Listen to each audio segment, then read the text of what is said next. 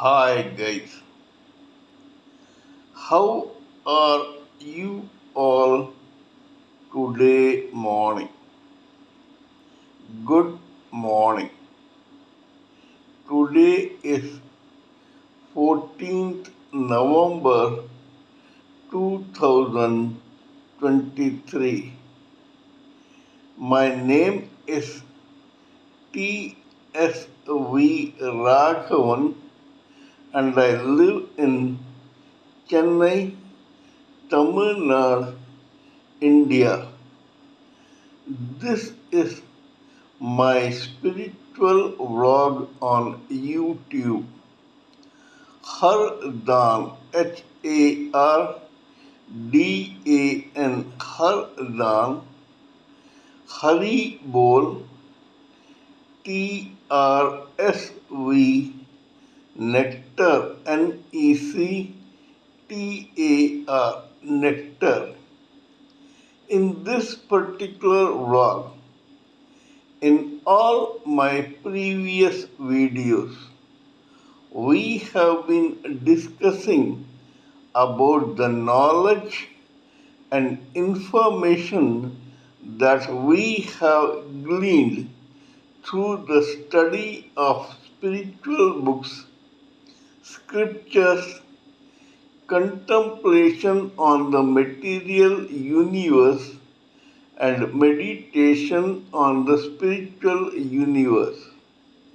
This particular video in this vlog is no exception to that rule. In fact, it is a mere continuation of all that we have been doing in all my previous videos. Kindly subscribe to this video and press the bell icon so that I may keep reminding you of all my previous, present, and future videos. Kindly subscribe to this vlog plus this video so that I may keep reminding you of all my previous, present, and future videos when you press the bell icon and subscribe to this vlog. So let us continue with the topic of discussion for today's video. In the past few videos, we have been trying to learn, analyze, and implement the three very important factors to the life of the psyche of every human living entity and so find out the reason for his or her success in a lifetime or otherwise. We have come to realize time and again that whether the purpose of life of any living entity who is human, male and or female, may be material or spiritual, but to succeed in achieving a particular distance or the bullseye in that particular purpose depends on his or her applying these three factors in his or her lifetime to achieve that purpose. According to the iconic and legendary French Emperor Napoleon Bonaparte, we are expected to have an application of a perpetual kind of the permutation and combination of three very important factors to achieve our own purpose in life. These three factors are known as limitless ambition, ceaseless industry, and a determination to succeed. We have discussed at length the importance of these three factors in the life and psyche of every human living entity, whether male or female. In this process, we have discussed several case histories, both of the material as well as of the spiritual variety, and a combination of both in our past videos to authenticate the fact that these three factors are extremely perennially important for achieving one's purpose in life, whether the person is a male or a female. In today's video, we will discuss about another such spiritual living entity. We will try to entwine our own theory with the actual case history in such a way that we realize for ourselves how important it is to have these three factors in our own life. So let us begin. There is a particular township or large village called E Road in the west of Tamil Nadu state in India. In the end of the 19th century or in the beginning of the 20th century, one particular boy was born in the same township of E Road in Tamil Nadu, India. This boy was born in the month of March. Because this boy was probably the youngest among his own siblings, this boy was affectionately given the nickname of Chinnu. And Chinnu means the youngest darling of the family. This boy was born as the youngest single sibling in his own family, was extraordinarily intelligent, education, educationally talented, and erudite right from his childhood. He was brilliant in his studies as a school student, and so everyone hailed him as an intellectually inclined and cerebrally fertile young boy. This guy was among the two only Indian students in a classroom of all Britishers during the British colonial period in that particular classroom in the school in E Road, Tamil Nadu, India. After he completed his schooling, his parents, who had very lofty ambitions about this child, wanted him to study further by going to England or to get an admission in a very reputed British college in Tamil Nadu, India. This boy actually answered to his own parents' desires and he accepted to get an admission in a college and graduate with flying colors. This boy did so and he graduated from a reputed college in Tamil Nadu. After that, when this boy was in his early 20s, his parents wanted him to go to England in Europe for further professional studies. This boy was quite obedient, erudite, intelligent, and cerebrally inclined, accepted his own loving parents' proposition. However, during this time, when everyone was getting ready to send this boy to Europe, this boy, who was latently spiritually inclined, in other words, had spiritual germs in his psyche, visited some organization or office of the Ramakrishna mission started by Swami Vivekananda.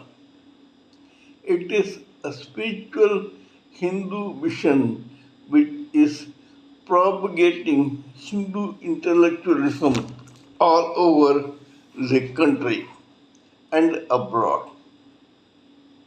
This boy was very much impressed with all the spiritual literature, atmosphere, and surroundings of this very Ramakrishna mission and its offices, institutions, educational institutions, etc. in Tamil Nadu.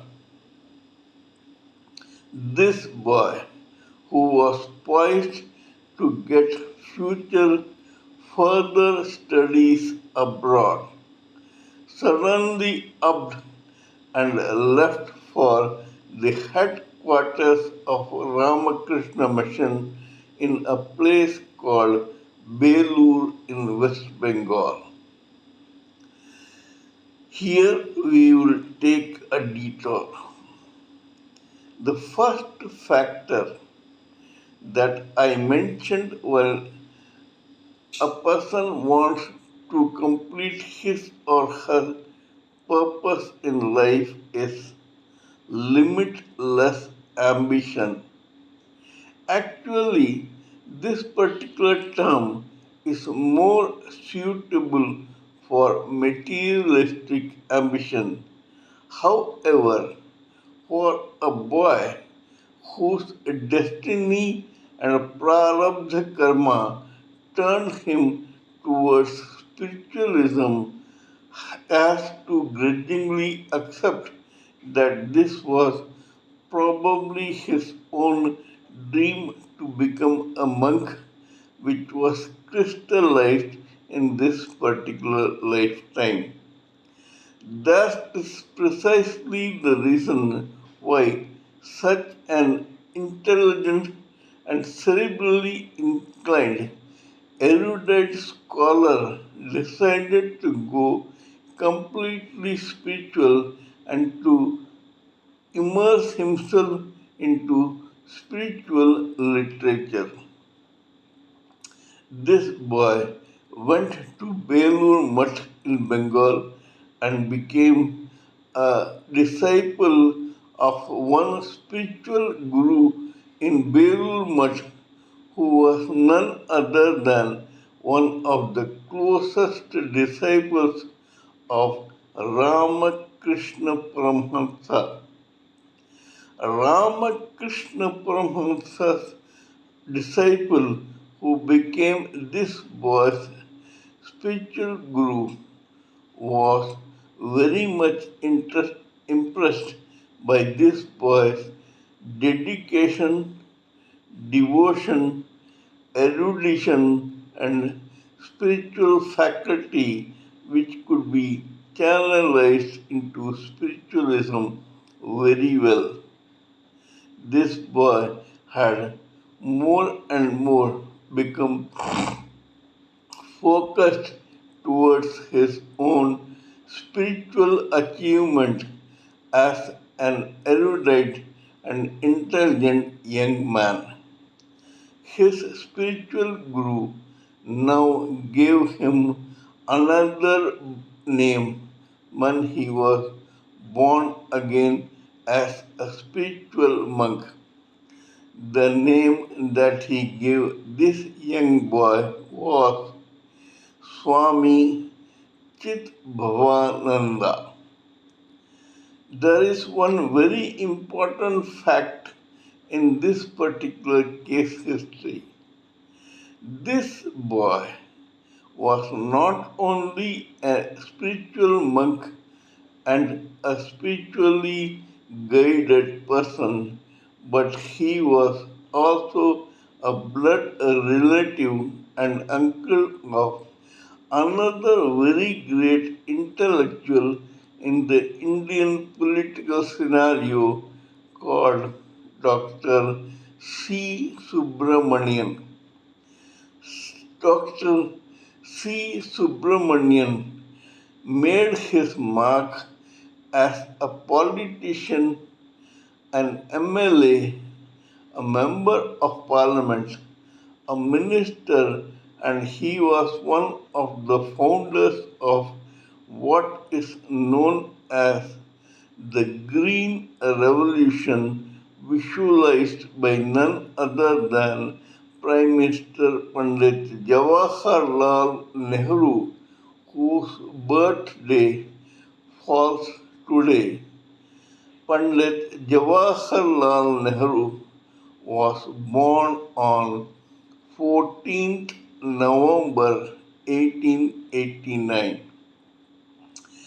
Pandit Jawaharlal Nehru, who was the Prime Minister of India at that time, had chosen this same nephew of Swami Chidbhavananda to originate and work upon the Green Revolution, which would make India self sufficient in food production. This particular Green Revolution has not only helped India but also the Indian subcontinent. Anyway, back to Swami Chidbhavananda. Swami Chidbhavananda was applying all the three factors to achieve his own spiritual life in this purpose, spiritual purpose in this life, where he had this ambition to become a monk, worked tirelessly towards becoming a monk, and he was completely focused and determined to achieve that particular bull's eye in his lifetime. Swami Chidbhavananda was so qualified and erudite that his spiritual guru advised him to start his own educational and charitable institutions in his own hometown of Erode in Tamil Nadu, India. Swami Chidbhavananda accepted this advice from his spiritual guru and he began opening ashramas, tapovanams, educational institutions, meditational centers, and charitable institutions in the western part of Tamil Nadu, India, especially his own hometown of Erode. Swami Chidbhavananda was so erudite and fertile brained that he not only worked tirelessly in propagating this mission of Ramakrishna in his own area in Tamil Nadu, but he was also a very erudite scholar who wrote almost 100 or more books on spiritualism, fiction, and other subjects. Many of his fictional books were adopted by the theatre in Tamil Nadu, India, and his own stories were staged in various places in Erode, Coimbatore, and other parts of Tamil Nadu, India. The life story of Swami Chidbhavananda tells us how much we can achieve if we relish and cherish a particular dream, make it crystallize into an ambition, and ultimately our own purpose in life. Work tirelessly towards achieving that purpose, and to do that, we channelize our own intellectual and physical faculties towards achieving the bullseye in that particular purpose. We all should take a leaf out of the biography of Swami Chidbhavananda so that we also achieve such a purpose in life. Similarly, I would like to discuss the ambition of one who was materialistically inclined to prove the importance of these three factors in achieving his purpose in life. The name of this particular person is Abdullah, and he hails from the state of Kerala in South India. Abdullah was a very intelligent, educated, and ambitious guy who went to the Middle East to make his own financial worth by working in various jobs in Middle East. In Middle East, he got a job and he worked tirelessly to make some money and to save it for a rainy day. After making enough money, Abdullah, instead of remaining and settling down in Middle East, decided to come back to his own home village in Kerala, South India. This guy did so and was supposed to retire comfortably with all his enormous savings during his work in Middle East. Abdullah did so for some time, but then suddenly one day he saw a very large tract of barren land or a rocky land in his own premises. This particular barren land has gone unnoticed for times immemorial by the government and the public of Kerala. With his own savings, some of it Abdullah invested in purchasing this barren land. People who saw this laughed, sneered, and jeered at Abdullah, and they sincerely believed that he had gone wacko or mad. But here we should remember what Lord Krishna told the Pandava princes in Mahabharata.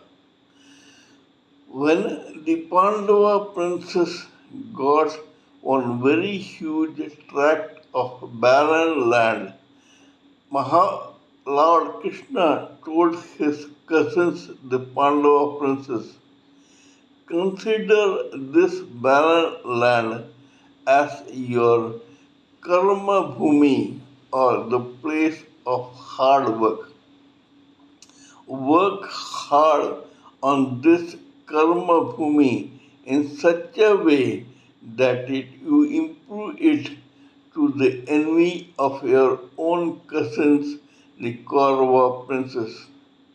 The Pandava princes accepted the suggestion and they worked so hard on that particular barren land that it not only became an extremely enviable and huge and successful kingdom called Indraprastha, but it actually looked like paradise on earth.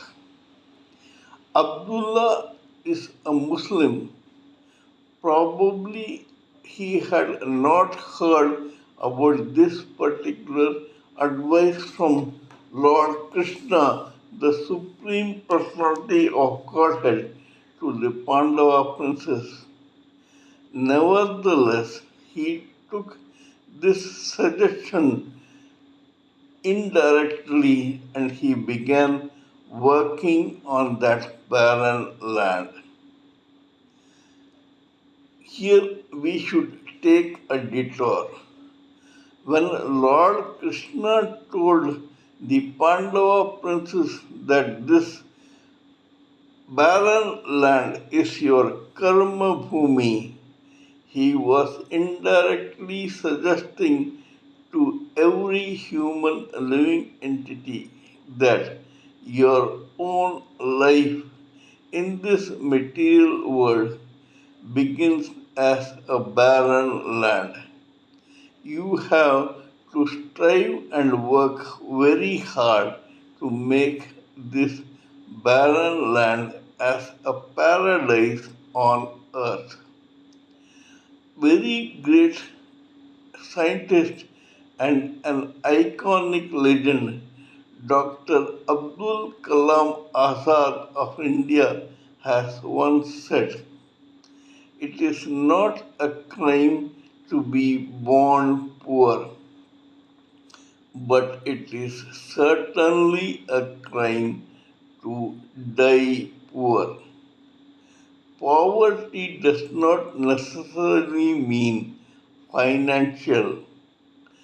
Poverty in financial gains, educational gains, character improvement, improvement in one's moral standards, etc., also are equally applicable to this particular saying from none other than Dr. Abdul Kalam Azad.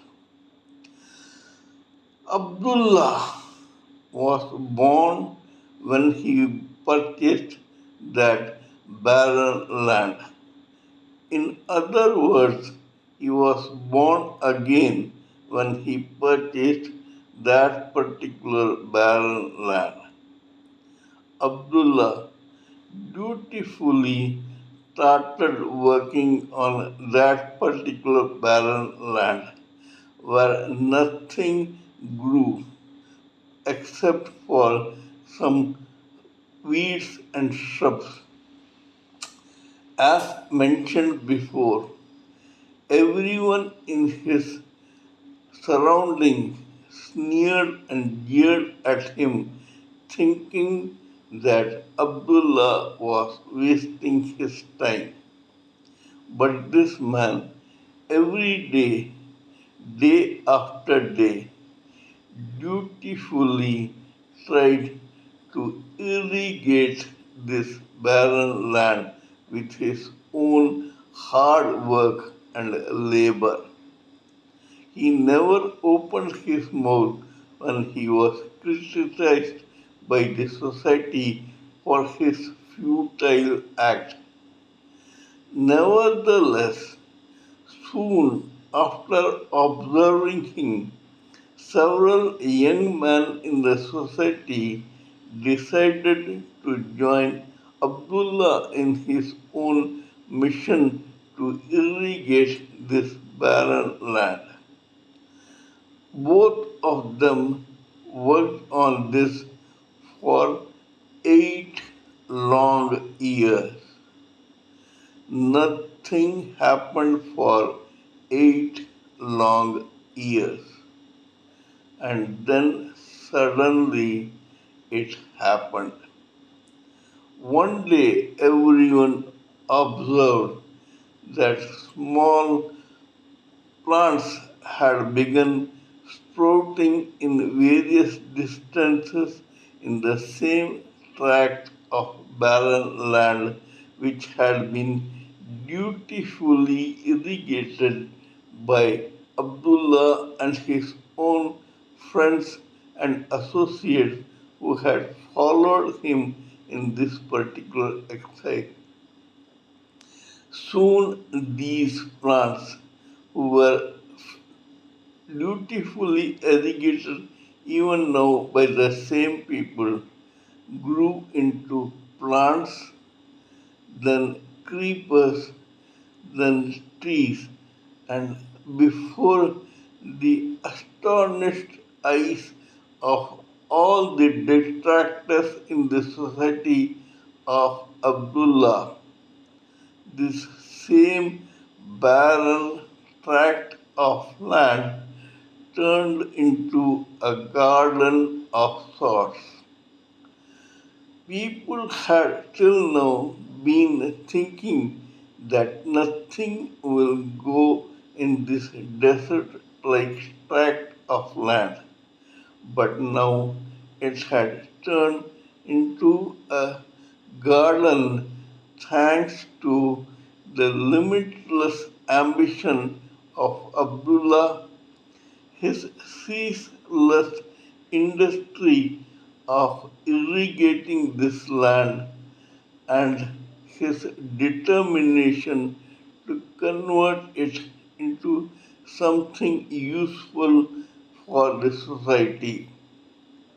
His focus, hard work, and ambition was such that Abdullah soon converted this barren land into a garden and then a forest which is full of various types of trees today in that barren land.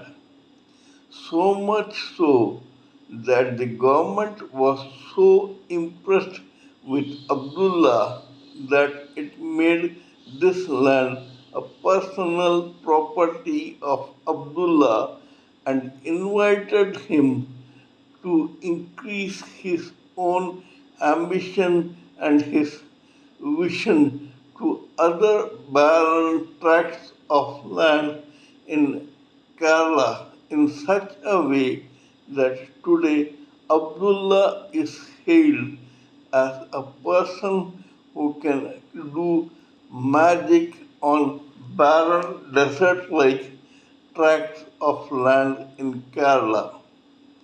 Abdullah is still alive and is hailed as an icon and a living legend.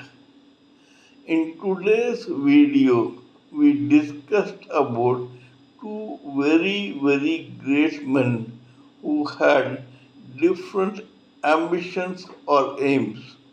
One was a spiritually interested monk, and the other was a person who was materialistically inclined towards converting a barren piece of land into a forest.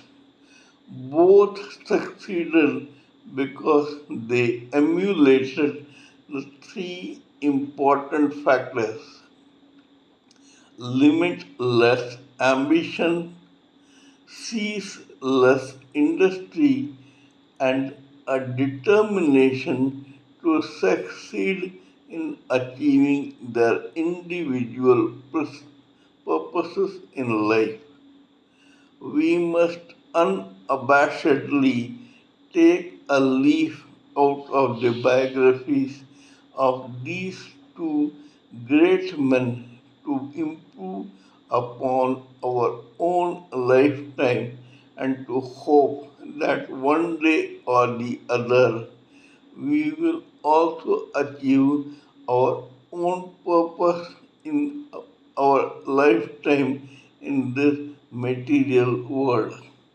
It is not necessary that we should reach the end of that purpose. We may travel on that path, and it's possible that we may pass on before reaching the bull's eye. But even here, nothing is lost. We will achieve that purpose one day or the other if we are focused, determined, hardworking, and consider our purpose in life as an extension of our own psyche. This is all I wanted to say in this particular video today on the case history of Swami Chidbhavananda and this gentleman called Abdullah. Kindly let me know what you think of my talk on this particular subject. Please give me your own expert views, opinions, thoughts, and ideas so that I may blend everything together for the sake of this society. Before concluding, let me remind you that I am also a published author with Amazon Kindle and paperback. I write on spiritualism, fiction, and assorted subjects. Spiritualism happens to be my favorite subject. Till we meet in my next video, it is good morning from TSV Raghavan.